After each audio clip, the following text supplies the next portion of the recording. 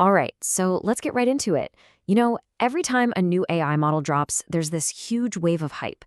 But with Google's Gemini 3 Pro, this one just feels different.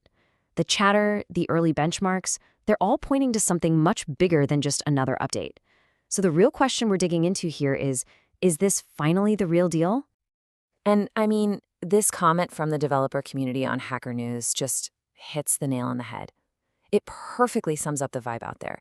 The conversation isn't about it being a little bit better. The claim, the real claim, is that we are looking at a fundamental, massive leap forward. So that forces us to ask the big question. Is this a genuine breakthrough, maybe even a new kind of intelligence?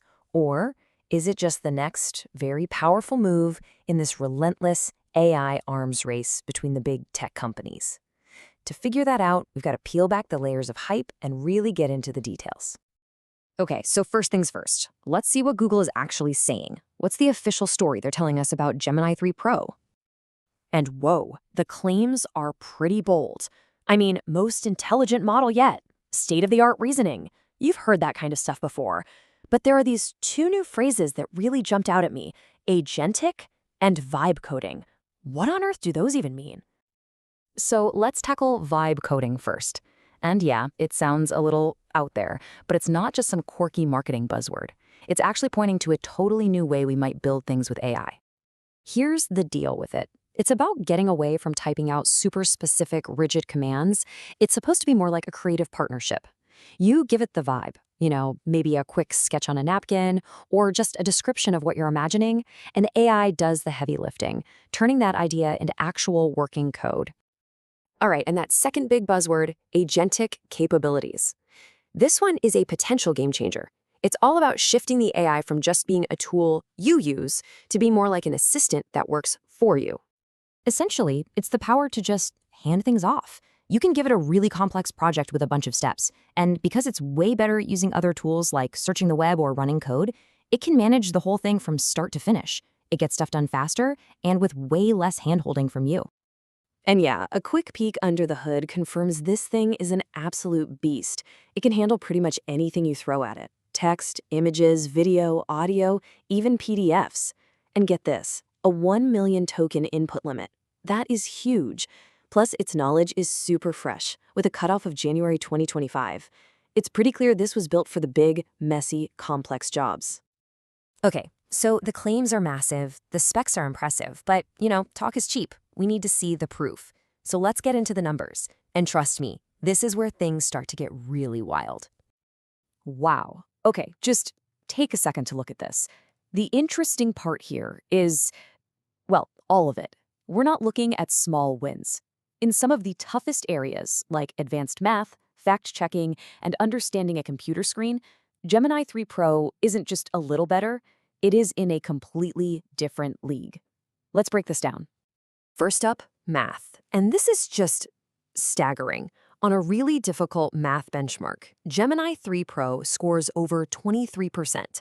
Now look at the competition. They're barely scraping by at 1%.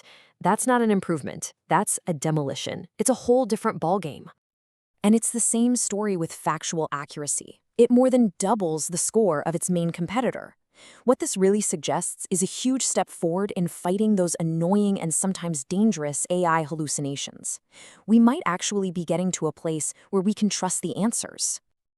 And then there's this, understanding what's actually on your screen. It's not even close. Over 72% compared to just 3.5%. I mean, that is an unbelievable gap. And this is exactly what you need for those agentic capabilities we talked about. To be a good assistant, it has to be able to see what you're doing. So, what does all this data add up to? Well, it suggests something really profound might be happening under the hood. Maybe we're finally moving past AIs that are just fancy text predictors. Instead, we could be looking at a system that can actually solve problems, step by step. One that can check its own work, find mistakes, and try again. That is a huge deal. But here's the thing. Benchmarks are one thing. They're clean. They're controlled. The real world, that's messy. And when you look at what developers are actually experiencing, well, that's where the story gets really complicated. We're seeing both mind-blowing successes and, frankly, some epic fails. So, on the one hand, you get stories like this. A developer throws a super tough, brand new math problem at it. Gemini solves it in 5 minutes. 5? This is something that would have taken the developer, who is very skilled, days to figure out. That's just superhuman. But then, and this is the crazy part, another developer tries the exact same problem. And what happens? The answer is just plain wrong. And on top of that, it starts making up sources it was specifically told not to use. So you get this whiplash from superhuman to super wrong on the very same task. And check out this win. A developer just dumps some old, weird custom code into it. No explanation, no context. And in less than a minute, Gemini spits out a fully functional web app. The original tool to do this took years to build. That's just pure magic. And yet, the same AI that can basically perform magic like that completely faceplants on something that should be dead simple. Just a few lines of code for a popular home automation system, and it fails miserably. The contrast is just bizarre. It doesn't make any sense. And I think this comment from a developer on Hacker News just says what we're all thinking. How is it even possible for these things to be so good and so bad at the same time? Seriously, what gives? So, where does all of this leave us? We've got these incredible benchmarks on one side and these wild, contradictory real-world reports on the other.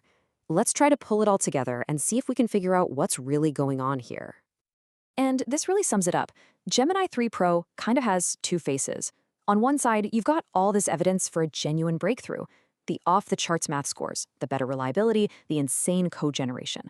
But then you look at the other side and, well, it's the same old AI problems we're used to, right? It's still super sensitive to how you ask it things. It still fails on simple stuff, and it can still make things up. So it's not a clear-cut revolution, but it's not just more of the same either. The truth is somewhere much more complicated in the middle. And that leaves us with a really fascinating thought to chew on. Even with all its quirks and flaws, this model proves that AI can now tackle certain problems faster and better than even the sharpest human minds. So the question really isn't, can AI solve hard problems anymore? The question is, okay, so what should we ask it to solve next? What are the big, hairy, impossible challenges that maybe, just maybe, aren't so impossible anymore?